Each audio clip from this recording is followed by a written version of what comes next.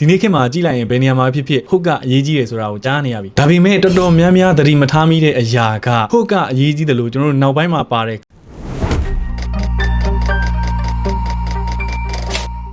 1880တုန်းကသိပ္ပံပညာရှင်တွေကလူတွေရဲ့မှတ်ဉာဏ်နဲ့ပတ်သက်ပြီးတော့သူတို့လေ့လာမှုတစ်ခုလုပ်တဲ့အခါမှာ marketing အတွက်ရော presentation အတွက်ရောအရန်အသုံးဝင်တဲ့အရာတစ်ခုသွားတွေ့တယ်။သူတွေ့တဲ့အရာကဘာလဲဆိုတော့လူတွေကပထမဆုံးကြားတဲ့အရာကိုမှတ်မိတယ်။နောက်ပြီးတော့သူတို့နောက်ဆုံးကြားတဲ့အရာကိုမှတ်မိတယ်။အလယ်မှာပြောသမျှတော်တော်များများတွေကိုလူတွေကမေ့ကြတယ်။ကျွန်တော်ပြောရရင်စလေဆုံးမှာလူရဲ့အုံနောက်ကအစကိုအမှတ်မိတယ်အဆုံးကိုကောင်းကောင်းမှတ်မိတယ်ဒါပေမဲ့အလယ်မှာပြောတော့တာကိုသိပြီးတော့မမှတ်မိချင်ဘူး။အဲ့ဒါကိုပဲကျွန်တော်တို့ marketing မှာ serial position effectလို့ခေါ်ပါတယ်ဒါကြောင့်ကျွန်တော်တို့ marketer တော်တော်များများကအစာပိုင်းမှာလူတွေမှတ်မိအောင်လူတွေစိတ်ဝင်စားမှုရအောင်ဟုတ်ကိုအသေးအတန်လုပ်ခိုင်းကြတာဖြစ်ပါတယ်ဒီနေ့ခေတ်မှာကြည့်လိုက်ရင်ဘယ်နေရာမှာဖြစ်ဖြစ်ဟုတ်ကအရေးကြီးတယ်ဆိုတာကိုကြားနေရပြီဒါပေမဲ့တော်တော်များများသတိမထားမိတဲ့အရာကဟုတ်ကအရေးကြီးတယ်လို့ကျွန်တော်တို့နောက်ပိုင်းမှာပါတဲ့ closing ကပို့ပြီးတော့အရေးကြီးပါတယ်ကျွန်တော် marketing မှာဟုတ်ကဒီဗီဒီယိုဆက်ပြီးတော့ကြည့်အောင်ဒီစာကိုဆက်ပြီးတော့ဖတ်အောင်အသုံးပြုတယ်ဆိုရင်နောက်ဆုံးပြောမယ့်အရာတွေကသူတို့ရဲ့အတွေးထဲမှာပါသွားမယ့်အရာတွေဖြစ်ပါတယ်အဖွင့်ကောင်းကောင်းနဲ့ဆွဲဆောင်ပြီးပြီဆိုရင်ကျွန်တော်တို့ closing ကောင်းကောင်းနဲ့ပိတ်တက်ဖို့လဲလိုပါသေးတယ်ဒီနေ့တော့10 minutes marketing ဖြစ်ပါတယ်